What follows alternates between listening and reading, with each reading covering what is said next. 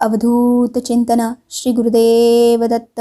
तर श्रोते हो, आता श्री गुरुचरित्रामृतातील पुढचा अध्याय म्हणजे अध्याय 18 श्रवण करूया. हा अध्याय म्हणजे पारायणाच्या दुसऱ्या दिवशीचा शेवटचा अध्याय. अध्याय 18. अमरापूर महात्म्य. ब्राह्मणाचे दारिद्र्य गेले. ओम श्री गणेशाय नमः. श्री सरस्वते नमः. श्री गुरुभ्यो नमः. श्री कुलदेवताय नमः. तर श्रोते हो, नामधारक सिद्ध मुनींचा जय जयकार करीत म्हणाला, अहो गुरु, तुम्ही खरोखर संसार सागर तारक आहात. श्री गुरुचरित्रामृताने तुम्ही माझे कान तृप्त केले आहेत. परंतु तुमच्या मुखातून श्री गुरुचरित्र कथामृत कितीही श्रवण केले तरी ते अधिकाधिक ऐकण्याची मला इच्छा आहे. म्हणून मला आणखीन सांगा. नामधारकाने अशी विनवणी केली असता सिद्ध मुनींना आनंद झाला. ते म्हणाले, नामधारका, तुझी श्री गुरुचरणी असलेली भक्ती पाहून मला आनंद होत आहे. आज तुझ्यामुळे मला संपूर्ण श्री गुरुचरित्र आठवते आहे. मी तुला भिलवडी स्थान महात्म्य सांगितले आहे. आता पुढचे चरित्र एकाग्र चित्ताने ऐक.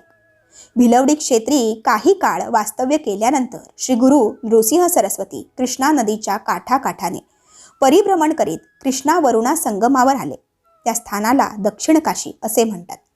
तेथून पुढे ते कृष्णा पंचगंगा संगमावर आले. तेथे भक्तजनांवर अनुग्रह करण्यासाठी 12 वर्षे वास्तव्य केले.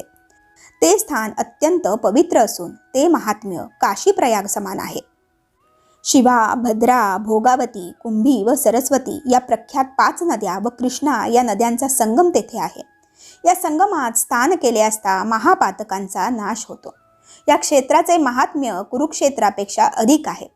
तेथे स्नान केल्याने 6 प्रकारच्या महापातकांचा नाश होतो.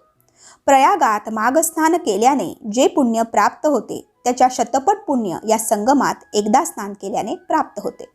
येथे अमरेश्वराचे प्रसिद्ध मंदिर असून त्याच्या दर्शनाने अमरत्व प्राप्त होते. येथे पवित्र औदुंबर वृक्ष असून तेथे 64 योगिनी नित्य स्नान करतात. येथील संगमात अगणित तीर्थे आहेत. त्यात शुक्लतीर्थ, काम्यतीर्थ, वरदतीर्थ, प्रयागतीर्थ, शक्तितीर्थ, अमरतीर्थ, कोटीतीर्थ ही विशेष प्रसिद्ध आहेत. या तीर्थात स्नान केले असता ब्रह्महत्यादी सर्व पातकांचा नाश होतो. अगणित पुण्याची प्राप्ती होते. याच कृष्ण पंचगंगा संगमावर श्री गुरु नृसिंह सरस्वती काही काळ गुप्त रूपाने राहिले. त्यानंतर त्यांचे महात्म्य सगळीकडे प्रकट झाले. त्याविषयी मी तुला एक कथा सांगतो, ती ऐक. याच कृष्णा पंचगंगा संगमावर अमरापूर नावाचे एक गाव आहे. श्री गुरु नृसिंह सरस्वती दररोज दुपारी जात असत. अमरापुरात एक विद्याभ्यासी दरिद्री ब्राह्मण राहत होता. त्याची पत्नी अत्यंत सुशील, धर्मपरायण, श्रेष्ठ पतिव्रता होती. हा ब्राह्मण गावात कोरडी भिक्षा मागून आपला उदरनिर्वाह करीत असे. जे काही मिळेल त्यात तो आनंदाने राहत असे. कधी भिक्षा न मिळाल्यास तो त्याच्या अंगणात असलेल्या घेवड्याच्या वेलाच्या शेंगा रांधून भोजन करीत असे. आहे त्या परिस्थितीत तो दारी आलेल्या अतिथीची पूजा नेहमीच करीत असे. त्याची पत्नी सुद्धा दारी आलेल्या अतिथीला मोकळ्या हाती परत कधीच पाठवित नसे. कोरडे भिक्षान्न, अतिथी सेवा व ईश्वराचे भजन पूजन यात तो ब्राह्मण आपल्या पत्नीसह सुखात होता. एकदा काय झाले, श्री गुरु नृसिंह सरस्वती त्या ब्राह्मणाच्या घरी भिक्षेसाठी गेले. त्या ब्राह्मणाने श्री गुरूंना घरात नेले. त्यांची भक्तिभावाने पूजा केली व त्यांना घेवड्याच्या शेंगाच्या भाजीचे भोजन दिले. परमेश्वर भावभक्तीचा भुकेलेला असतो. त्याला भावभक्तीने पत्र, पुष्प, फुलं, तोयम यातले काहीही अर्पण केले तरी तो आनंदाने स्वीकारतो. त्या ब्राह्मणाने दिलेल्या घेवड्याच्या शेंगाच्या भाजीने श्री गुरु प्रसन्न झाले व तुझे दारिद्र्य गेले असा त्यांनी त्या ब्राह्मणास आशीर्वाद दिला. संगमाकडे परत जाताना त्याने त्या ब्राह्मणाच्या दारातील घेवड्याचा वेल तोडून टाकला. श्री गुरूंनी घेवड्याचा वेल उपटून टाकलेला पाहून त्या ब्राह्मणाच्या पत्नीला अतिशय वाईट वाटले. ती शोक करीत आपल्या नशिबाला दोष देऊ लागली. ती म्हणाली, अहो, काय आमचे दुर्दैव. त्या यतीला आम्ही असा काय त्रास दिला म्हणून त्याने आमचे अन्न तोडले. असे म्हणून ती श्री गुरूंना दोष देऊ लागली. त्या ज्ञानी ब्राह्मणाला आपल्या पत्नीचे बोलणे मुळीच आवडले नाही. तो तिला रागवून म्हणाला, तू श्री गुरूंना वाईट बोलू नकोस. सर्व विश्व त्या परमेश्वराच्या अधीन आहे.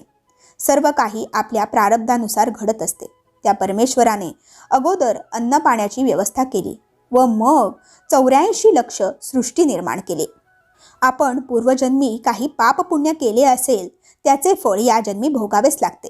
जे पेरावे तेच उगवते. त्यासाठी इतरांना दोष देणे योग्य नाही. त्या यतीश्वरांनी जाताना आशीर्वाद दिला आहे, त्यावर विश्वास ठेव.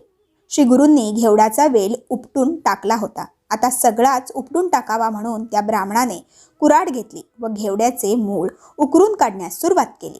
आणि काय आश्चर्य, ते वेलाचे मूळ उकरताच त्या ब्राह्मणाला जमिनीत धनाचा हंडा सापडला. ही तर त्या श्री गुरूंची कृपा. श्री गुरु आमच्यावर प्रसन्न झाले. त्यांनी दिलेला आशीर्वाद खरा ठरला. ते सामान्य मनुष्य नाहीत, यतिवेश धारण केलेले ईश्वरी अवतार आहेत. त्यांनी आमचे दैन्य दारिद्र्य नाहीसे केले असे म्हणून त्यांनी श्री गुरूंचा जय जयकार केला. मग तो ब्राह्मण आपल्या पत्नीसह संगमावर गेला. दोघांनी श्री गुरूंच्या चरणी मस्तक ठेवून त्यांची मोठ्या भक्तिभावाने पूजा केली. त्यांनी घडलेला सर्व प्रकार श्री गुरूंना सांगितला. श्री गुरु त्यांना म्हणाले, जे घडले ते कोणालाही सांगू नका. जर कोठे बोलला तर आलेली लक्ष्मी निघून जाईल. तुम्हाला सर्व सुखे लाभतील. तुमच्या वंशात लक्ष्मी कायम राहील. तुमचे इहलोक कल्याण होईल. श्री गुरूंचा हा आशीर्वाद ऐकून त्या ब्राह्मण पती पत्नीला अतिशय आनंद झाला. ही कथा सांगून सिद्धयोगी नामधारकाला म्हणाले, श्री गुरु नृसिंह सरस्वतींचे महात्म्य असे आहे म्हणून त्यांना शरण जावे. त्यांची भक्तिभावाने पूजा करावी. त्यामुळे आपले इहपरलोकी कल्याण होईल. अशा रीतीने श्री गुरुचरित्रामृतातील अमरापूर महात्म्य ब्राह्मणाचे दारिद्र्य गेले नावाचा अध्याय 18 येथे समाप्त होतो. श्री गुरु दत्तात्रेयार्पणमस्तु. अवधूत चिंतन. श्री गुरुदेव दत्त.